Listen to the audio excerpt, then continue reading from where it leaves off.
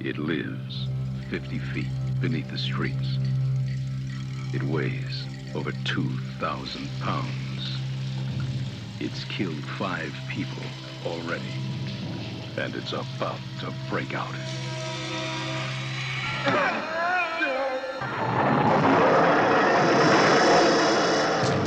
Alligator. Rated R. Hey everyone, Brian DeBrain here, and I'm your host this week for Pantheon Plus, and I'm hosting Creature Feature Month for the month of September, and I'm really excited because I think I'm going to turn Jerome onto some movies that he's never seen before, but I think deep down are really brings the family together kind of movies. These feature movies that I'm kind of suggesting for this month are not going to be totally gross out kind of movies. They got some heart to them, you know what I mean? And I think even a movie like Godzilla, which we're going to, or Godzilla Resurgence, I should say, which we're going to review at the end of the month, that's not even, even for modern times, a monster movie, it's not even that gross out. So this is kind of for the family, I think, for these picks that I made. So the first week we're doing Alligator from 1980. Next week we're going to talk about Tremors from 1990. And then the next week after that, we're going to be talking about Deep Rising from 1998. And then the big finale, Godzilla Resurgence, which I know Jerome has been anticipatingly and patiently waiting to review. So, but before we get into that, we please ask you to leave a 4 or 5 star review for the people at the real world to help the algorithm and find the shows and provide more 4 or 5 star reviews and help people find the shows. And this week we're reviewing Alligator, like I said, and it's the start of Creature Feature Month. So it's not this movie's not it's not a mutated alligator. I mean, it is mutated alligator, but it's not like grotesque. It's just a giant fucking alligator. And this comes off the Jaws craze of this is 1980, so the next 5 years after Jaws from 1976 on is going to be movies like Orca, Grizzly, things like that, Piranha. But every once in a while, these Jaws exploitation movies is what I call them.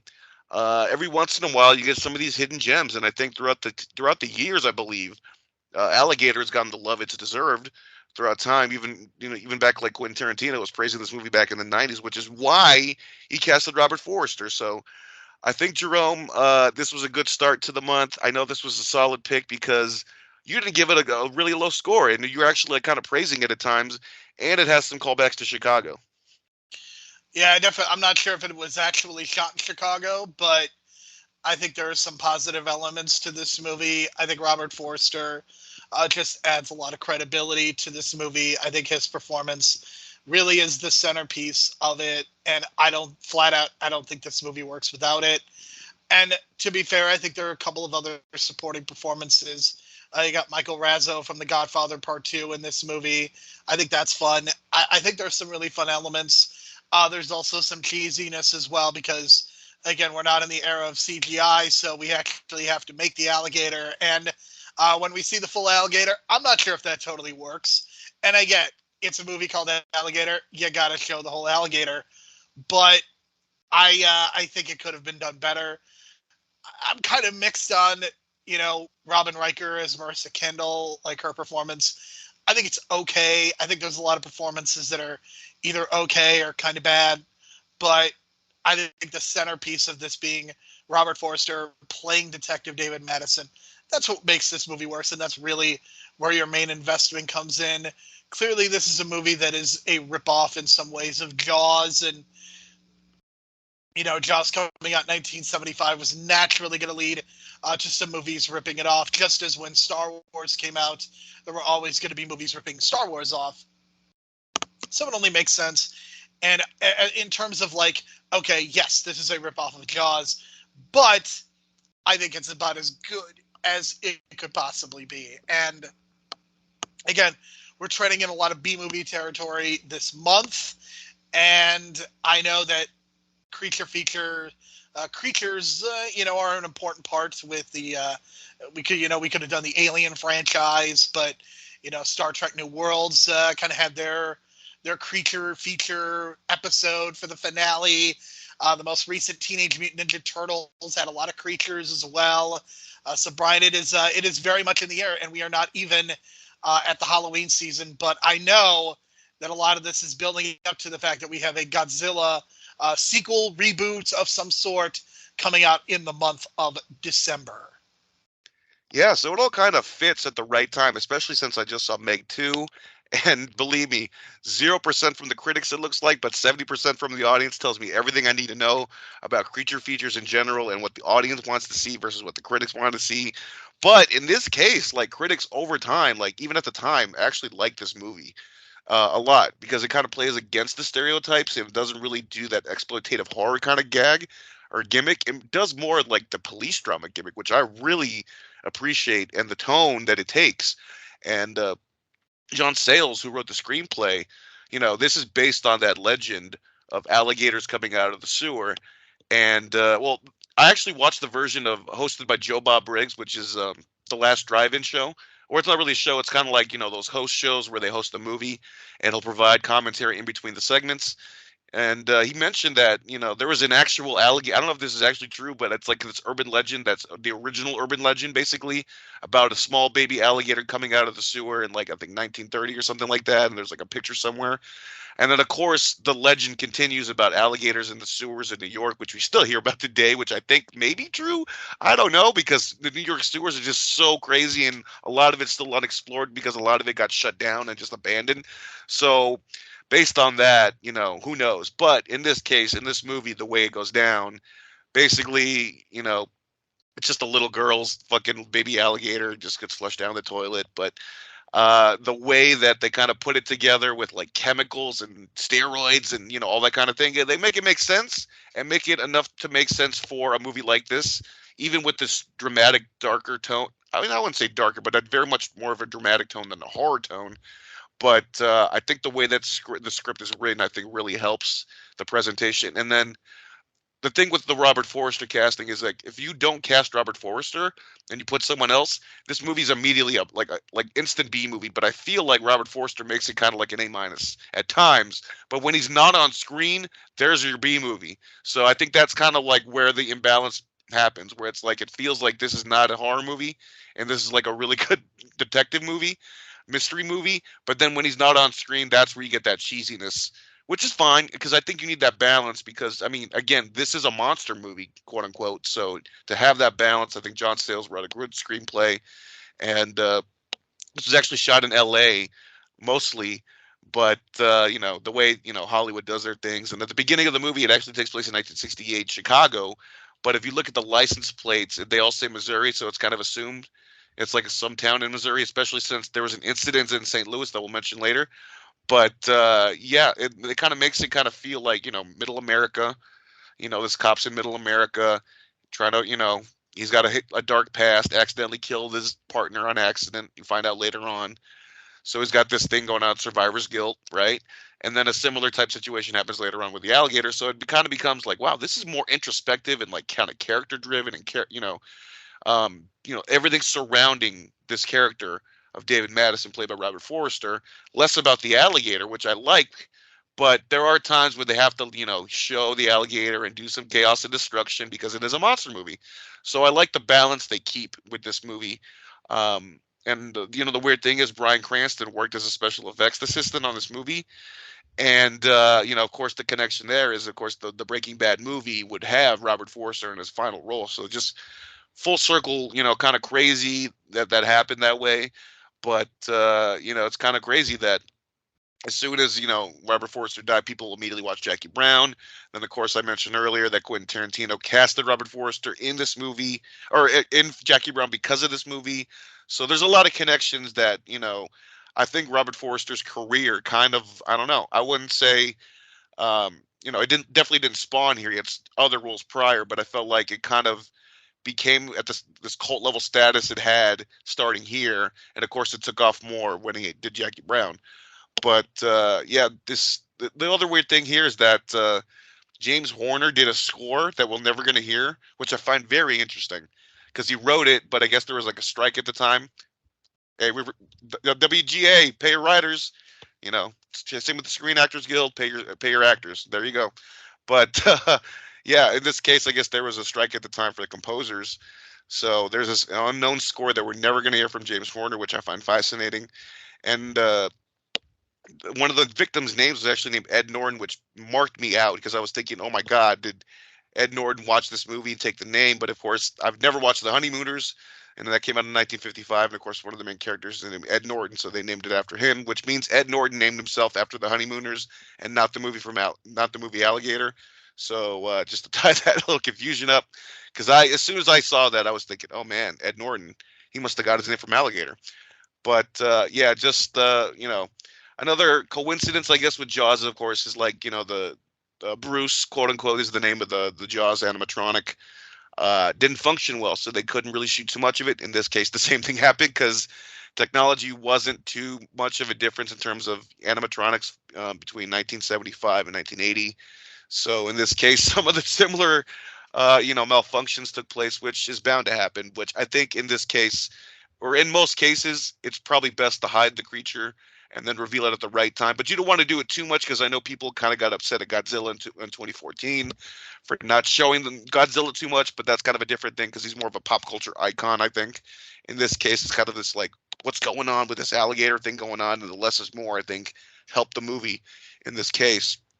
And now, Jerome, you were texting me about this whole discussion about hair loss for Robert Forster's character, and I guess I was right because both movies feature this discussion of him going bald, and he actually, suggested to the writers that, let's give some character to David Madison and have him talking about his hair, kind of being insecure about it. And they brought that into Jackie Brown, and I thought, you know what, Tarantino probably just, directly took that from Alligator and put that in there. And Jerome, I'm kind of blown away because everything kind of comes full circle with this movie when it comes to Quentin Tarantino, when it comes to Jackie Brown, Jaws. All these little things are just coming full circle, and it's blowing my mind. Yeah, there's a pretty good discussion of hair loss in this movie, and if you look at Robert Forster's hairline in it, you could definitely see that he's having some follicle challenges, and this is referenced directly in this movie, and then of course it is also referenced in Jackie Brown. It is very clear he is wearing a toupee in Jackie Brown, and apparently this is my job now, because if you recall a couple weeks ago when we talked about Star Trek, I mentioned William Shatner's toupee, and now I'm mentioning Robert Forster. So I guess this is my job now, and I mean it's not a critique. It's not really anything. It's funny to note. And look, dudes wear wigs, women wear wigs. It's okay as long as they look good. It doesn't matter. Robert Forster is. It's so fascinating to me because I think Robert Forster is coming in at a time when there is a major transition going into the 1980s when leading men perhaps have to be, let's say, more muscular.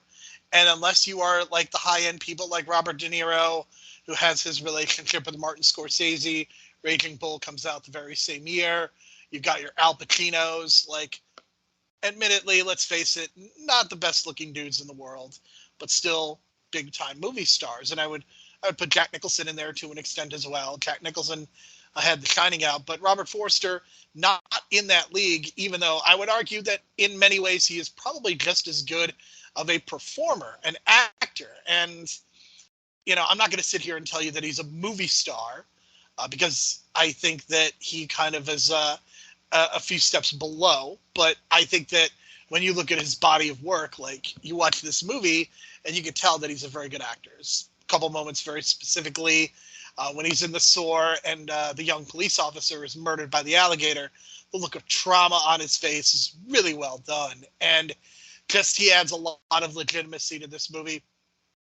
You look at Jackie Brown, that character, Mr. Cherry, like that character is so different from any other character that has ever been in a Tarantino movie, because all Tarantino protagonists and most antagonists are very violent, very aggressive, use a lot of foul language, and Robert Forster, Jackie Brown, is just the antithesis of every other Tarantino character, and I think that is very notable, just in terms of his legacy. And you talked about appearing in the Breaking Bad movie. He was also in the Breaking Bad, some of the waning episodes of Breaking Bad as well, playing a key role. Officially, his last TV performance was in Better Call Saul, the second season premiere when he is seen in black and white. I know he had a couple movies that came out after. I don't know when those were shot, but we do miss him. He was such a tremendous actor. And look, to me, I think, again, connecting this back to Jaws, like very clearly, Robert Forster is a stand-in for your guy from Jaws, your favorite. Yeah, Roy Schneider. Yeah, I mean, it's definitely. I mean, they even got a hunter character that comes in later on in the movie. But like I said, just the tone. I think just their approach to it. It kind of made it its own. I think this movie kind of stands on its own, even though yes, all these connections to Jaws and whatnot. But for what it is, I think it's a fun setup, and it's short. You know, it's like 90 minutes, and way shorter than Jaws. And you know, it's. I think it has its fun moments, and we'll kind of get into some of these moments. But I think the beginning opens up very much like a grindhouse exploitation movie, which I think is kind of on purpose because they still want to draw that horror audience. You know what I mean? Um, and by the way, like this film actually did gross money. Like it was a budget of 1.75 million, gross about 6.5 million. I think that's total worldwide, but even for 1980, that's pretty good considering that today we're considering Terrifier 2 a big hit for grossing 10 million on $1 million budget. I think this, in comparison, you know, it's not a big hit, but it made its money back. And I think, you know, of course, throughout the 80s and 90s, a lot of people were renting this movie, playing it on TV a lot. I think a lot of people discovered it that way when just like I did. I think it was like on AMC and Sci-Fi Channel a lot back in the day when I watched it. So this movie, you know, got a word of mouth and got a cult following, and I think it's rightfully deserved. So the opening, like I mentioned, is very like a grindhouse movie. It takes place in Florida in '68. We hear parts of the Democratic National Convention in Chicago in the background on the radio as well. But there's a family in Florida. There's a gator farm. You see this dude getting his leg bitten by a gator, which I don't know if that was real archival footage or whatnot, but goddamn, that looks so real. I guess, you know, the idea of a wrestling alligator farm or whatever. I mean, just nothing can go right when you're wrestling an alligator. I guess that was the whole point of it. So the girl takes home a baby alligator. The father is just fucking sick of the alligator and he flushes it down the toilet. Years later, and you know, going through the sewer system, it grows into this giant alligator. How? I'll mention in a minute. But the thing about this movie that always gets me, and I always forget, I even forgot when I was doing the notes until recently, the little girl is actually Marissa, the scientist that Robert Forster partners up with towards the end from the middle towards the end of the movie. Now, I think a major issue is that it's not clearly explicitly stated that, and I'm sure you didn't even pick up on that either, Jerome, right? Because I didn't pick up on it till years later and reading the notes, you know, later on. Like, it's weird. I certainly didn't either, so that's a good catch by you.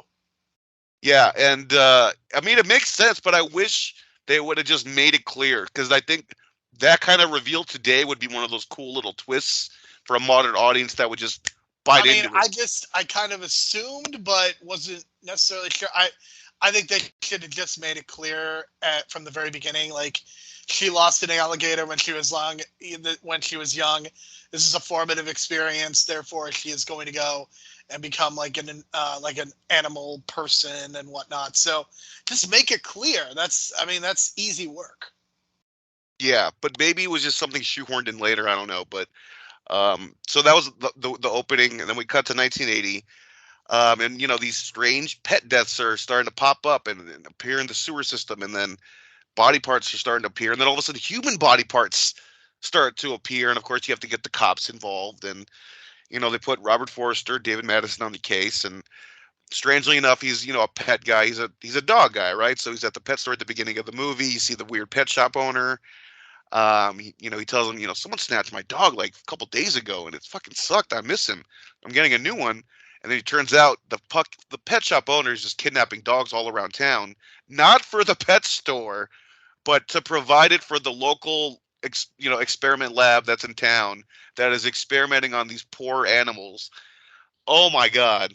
Like, oh my God, you know, just terrible, just fucking terrible. I wish the lab guy would have got it, but we never see the lab guy again, like halfway through the movie, kind of disappears. But he's a son of a bitch because he just does not care about these animals, and he's just experimenting on them, and he's like telling the pet shop owner, get me more bodies. But at the same time, he's got to dispose the bodies. So he disposed the bodies, and of course the alligator gets them. And of course the investigation gets even more confusing, right?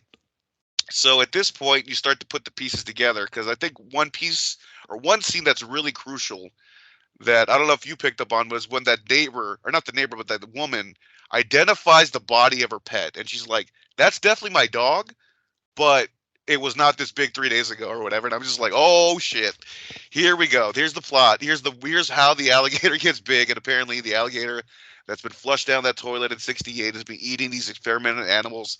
And these animals have what? HGH, steroids, God knows what in them. And yeah, that's how it's been growing without the sun. No sunlight in the sewer system because of experimental steroids. Yeah, just a crazy, crazy concept. But I don't know. I mean, can you accept it? Yeah, but it's a monster movie, so you need some kind of a MacGuffin for a monster movie is usually like what in this case it's not necessarily an object that they're chasing, but it's usually an object that turns the monster into something or creates the monster or some kind of experimental, chemical or whatever. It follows the formula well, and then of course it goes on to the detective story, which you like. And at this point of the movie, they're trying to figure out what's going on. Police chief, played by from Godfather 2, Michael Gazzo, doesn't believe him obviously, and because he thinks that's some kind of animal, but he says no, it's probably some dude chopping people into pieces. And I'm just thinking, like, you have this evidence. Clearly, it's not a dude chopping people up. So, yeah, just from that point on, it becomes the detective story kind of for like 15 minutes, and you really appreciate this scene of this guy coming in wearing the fake bomb, but you made it clear that it's one of those little scenes that you add to a movie, but actually helps character writing. Is it not? I would agree. I mean, I think it's this scene definitely, or this movie definitely takes the time to build up its characters, which I appreciate, and I think that's a good thing. I think in terms of these creature movies, I think when they don't work, it's because you're not actually invested in the people. And when these movies are good, it's because you actually care about the people. And for me, that's kind of why I don't like the Godzilla movies for the most part, because the Godzilla movies do a very poor job of getting you to actually invest in the human characters. And I think that's what makes those movies so tough. I think this movie, I think in a lot of ways is better because of the fact that we get to know Robert Forster pretty well, and I think he is very well developed. I think this movie is certainly not perfect. I wish that Robert Forster, I wish that David Madison had like some sort of an equal to bounce off of. And I wish that there was, I think he has pretty decent chemistry with Marissa, but I don't think that he really has somebody to like bounce off of. Like a few years later, like I could see you doing this as like a buddy cop movie, but until you get 48 Hours, a couple years later, you don't really have that as kind of a thing. You don't really have this concept of, okay, we are going to do a buddy cop movie. We don't really have that here. And it's unfortunate, but I will say on the positive side of things that we do really get to know him as a character, and that's why this movie isn't a complete disaster. So you do get some of those really fun character moments, but I also think that there are times we spend a lot of time in the sewer, obviously, because we're dealing with an alligator. Just like in Jaws, you spend a lot of time on a boat. And I think the problem with the sewer system is that you don't really know the geography of the space. And I think what Jaws did so well is it really put you in a space of, okay, this is when we're near the water and whatnot. And that was crucial. Like being in the water near the beach was important, but very clearly there is a point when our three main characters go out on a boat, a la like a Moby Dick, and they're just going to flat out hunt this shark. With this movie, you don't really get that. So I think that makes it a tougher proposition because like you're just kind of waiting for the alligator to be somewhere. And it's tough because you're in an urban environment. And I think a lack of sense of geography is something, I mean, it's generally, I think it is a big complaint of mine for a lot of movies, specifically for this one. I don't think that the geography was as clear as it could have been to really elevate this, because it was kind of unclear at times what we were waiting for and when something was going to occur. Because there's a point when the alligator just comes up, and it's on land, and it just feels like, well, why did it do that? Like, what that feels kind of random, and like we don't see the alligator really come up after that. So I think those are kind of, again, those are some of the general issues that I have with aspects of this movie. For sure. And then he takes like a rookie cop down there named Kelly to help with the investigation of the sewer. And this is where you talk about the geography of the space. I was having that issue too, but I really love the lighting. Like, I really love the lighting because it's dark, but you can still see things, and they're playing with shadows. And at one point, before Kelly gets eaten, unfortunately, they do this kind of a, flash kind of scare with the lighting. They flash the light and they pass it through, and you see the alligator. They don't see the alligator in the background. We as the audience do for like 2-3 seconds, and I appreciate that because that's the kind of like subtle horror that I like. I really like that when they did that in American Werewolf in London, when you see the werewolf just walk around for like 2 seconds and then from an exterior, far shot. Similar to this, and I like that effect. And then, of course, Kelly gets eaten in just such a brutal way. And then poor Robert Forster, David Madison, just looking, and you mentioned that face of terror. I mean, the dude quivered. Like, he quivered. And I'm like, dude, you're too good for this movie to be quivering. But at the same time, it's like he's trying to elevate this B movie, like I said, to at least A- level, at least when he's in it. So that really helps.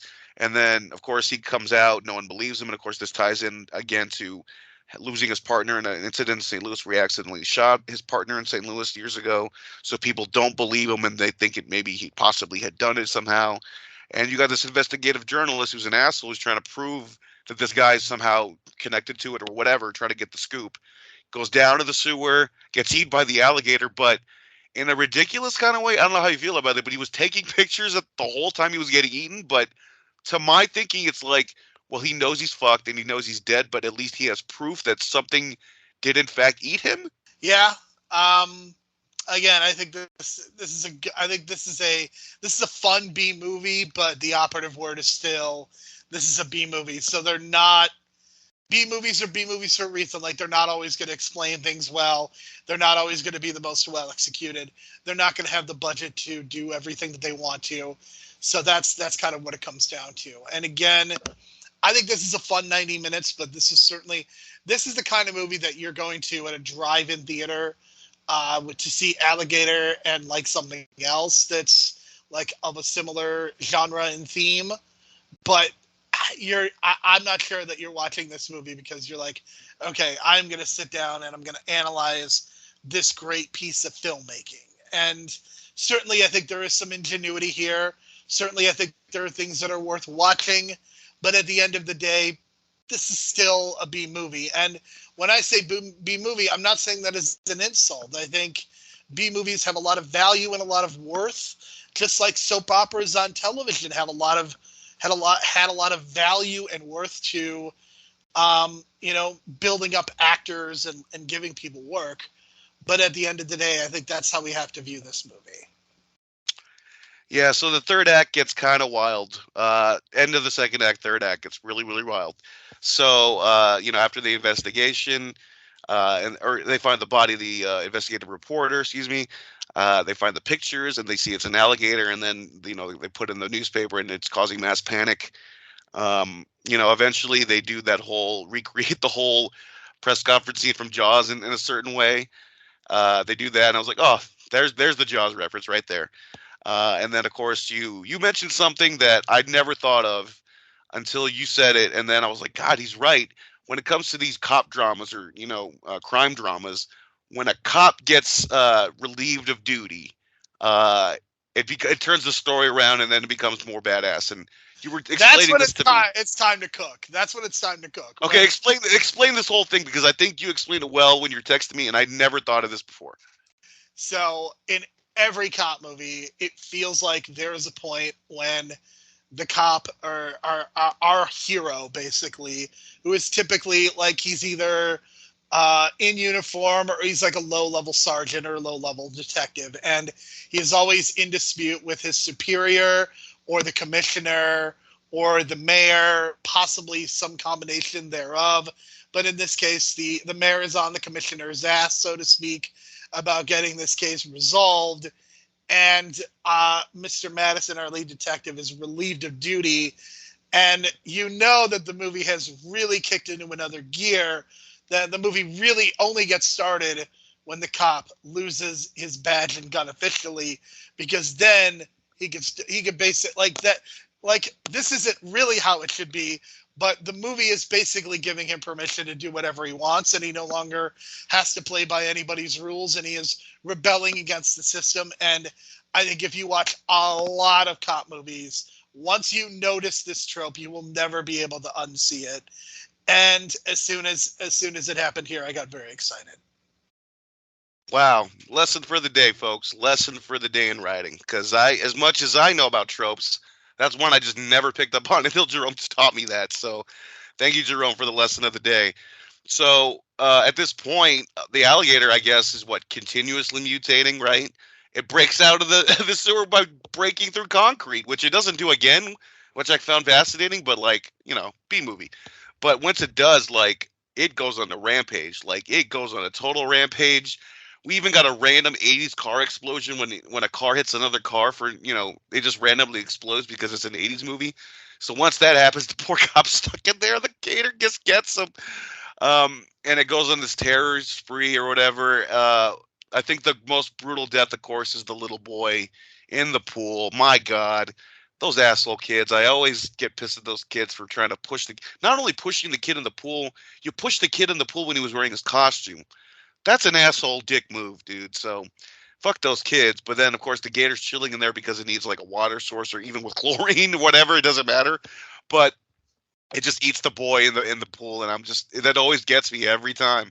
But it feels like one of those scenes they were trying to pad, but it's a good scene that they padded in because it shows the monstrosity of the alligator and the size of it and the terror of it. So, or the terror that it's causing.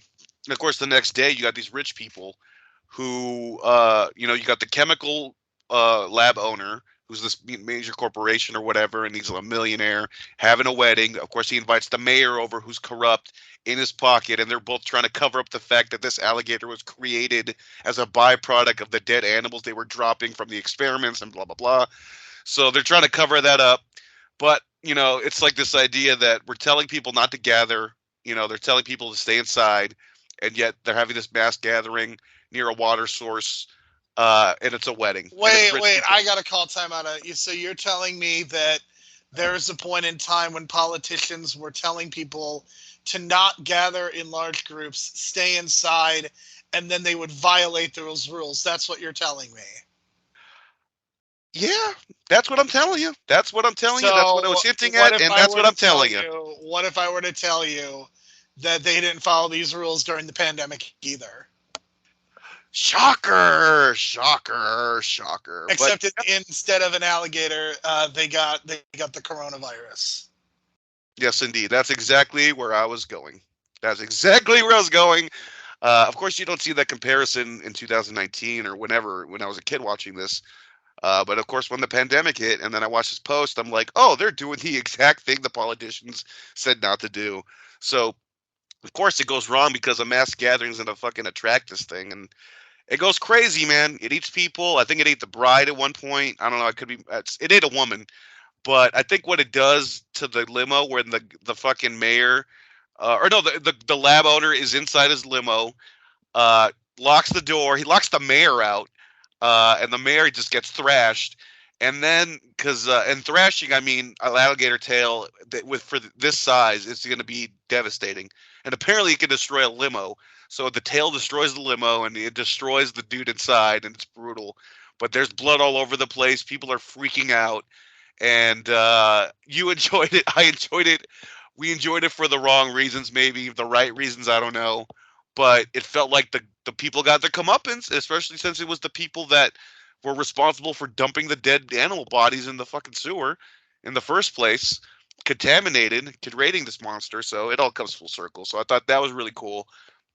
But you still got to kill it. And, of course, you got Robert Forster just doing whatever, having relations with Marissa because it's one of those horror movies where you need to have some kind of, love relationship. But I do like the dream sequence, which I think people kind of overlook. But he's suffering survivor's guilt, right? And it's not just from the incident in St. Louis, quote unquote, when he accidentally shot his partner, but losing Kelly right in front of him. I mean, there is some of that guilt where he was at the top of the ladder, Kelly was at the bottom. It's just unfortunate, you know what I mean? Timing. He could have been at the bottom, Kelly could have been at the top. You know what I mean? So that's part of that survivor's guilt. They never go back to it, which is unfortunate. I wish they would resolve that, but I guess it just resolves itself by him starting a relationship with Marissa at the same time that this chaos is happening. But their idea is, hey, let's just blow it up. So they get dynamite. Not only did they get dynamite, they got it from the evidence room, which I found hilarious. And then, they go and plant the bomb. Suspense happens. They get out. And you see the explosion from the outside, like on the surface level. It's unfortunate because I felt like there's a missed opportunity, which, I think Trimmers takes full advantage of next week to see the thing explode. In this case, we barely saw any of it. Kind of disappointing, but I mean, there is that line that the police chief Michael Gazzo says that we definitely found all the body parts of the alligator for sure, so it's dead. But that kind of cements the movie, and yeah, it's kind of a B movie classic that I kind of feel goes into A minus territory, like I said, and I think it's got a lot going for it. I'm a 7 out of 10 on this one. I think you're a little lower just because you're a little more, picking at the the B movie aspects. But I'm at a 6 out of 10. So I still enjoy the movie for the most part, but there are definitely elements I'm like, this doesn't totally work for me. There's also a few slow points and some things and some scenes that don't necessarily work. But this is definitely better than I was expecting. I walked into this specific movie and was dreading it a little bit. But this definitely turned out well, and a lot of it is because of Robert Forster. And in this case, he is both my MVP and my best performance as well. Yeah, I guess let's do the strengths and weaknesses really quick. I guess we covered all of them, but I think overall, great casting, great performances. Robert Forster, and I think even the B movie, or the side characters like Michael Gazzo was really good. Even we forgot to mention the Hunter character that's supposed to be kind of like Quint from Jaws, played by not nearly as successful. I will say he has the scene. So Henry Silva. There's a point when he is walking around with some black youths, and clearly these black youths know the trope of what happens to black characters in horror movies, and they stay as far away from the alligator as possible. I also want to point out that he is dressed exactly like the Hunter from Jumanji, and I couldn't get that out of my head. I think it's a trope because I think I've seen other monster movies where the Hunter character dresses like that. It's just ridiculous, but it is what it is. Henry Silva, he did a good job for the 10 to 15 minutes he was in it, but I think they just kind of shortchanged his character having no shot against the alligator. At least give him some kind of fight, but I guess there was the joke that he thought he was so cool that he just got eaten immediately. At least Quint had a fight for days, but in this case, right out and gone. So the casting was good. The practical effects was good. Some of the miniatures didn't fully connect, but I think that's just a scale issue. Here's what I will always say. I will watch a movie with bad practical effects than a movie with bad CGI. I will watch it 100 times over. I think bad CGI is just it's flat out laziness by the studios putting pressure on these artists to do the work. The artists are not the ones being lazy. It's the people that just want all these things to happen, and because we have a release date, I think bad CGI just makes the movie look really cheap. Whereas with practical effects, even if it's bad, I think for the most part you are seeing effort and time put into it. So I would much rather watch a movie with bad practical effects than bad CGI any day of the week. For sure. Yeah, and then, of course, the good character development. Of course, I mentioned the lighting inside the sewer and the set design of the sewer. Even though we didn't get the whole, map of the space, but it felt like they were just using what they had and using shadows and dark lighting very well to hide the creature and then have it reappear or whatever. Of course, the weaknesses we mentioned, like the Marissa thing was just not explicitly stated, but I felt like that was kind of important information that we should be known, or it should be known to the audience, but it wasn't clear at all. So I think that was a big fail. And of course, it crosses the B movie territory when Robert Forster's not in it. We mentioned that scene with Henry Silva in the Black Youth, quote unquote, but that totally fits into that B movie territory where I feel like the movie slips when he's not in it. So I just wish it was more.